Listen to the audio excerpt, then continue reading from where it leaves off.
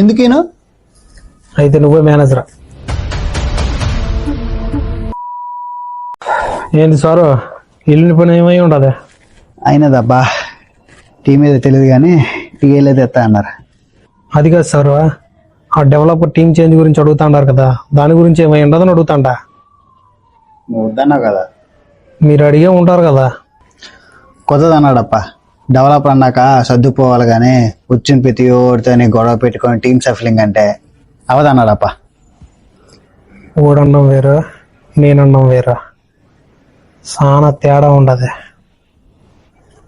ఏందబ్బా మాట మారుతున్నదే? మేనేజర్ పట్టుకుని ఆడి అంటున్నావు, హైక్ అవ్వలేదని మనసులో పట్టుకున్నావా ఏంది?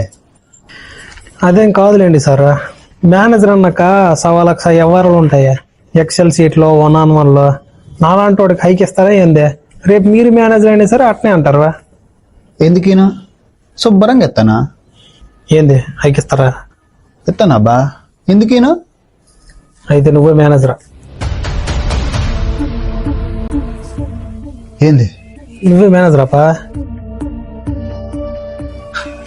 ఏది పుష్ప, మధ్యలో మాట్లాడుతున్నావా ఏంది?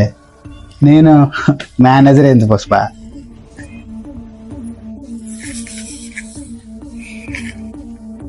అది కాదు కానీ నాలాంటి సీనియర్ డెవలపర్ని పక్కన పెట్టుకుని ఏంది సార్ ఈ పిల్లి బిత్తిరి పదవులా టెక్కిలీడు గిక్కిలీడు అని కొంచెం పెద్దగా ఆలోచించండి సార్.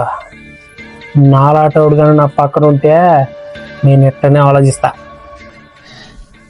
ఆలోచించచ్చు కానీ మేనేజర్ అంటే చాలా పాయింట్లు చేయించాలబ్బా.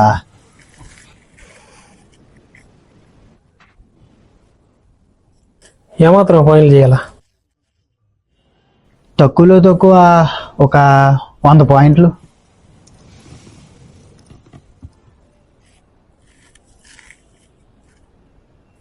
$200 పాయింట్లు చేయిస్తా, సరిపోద్దా?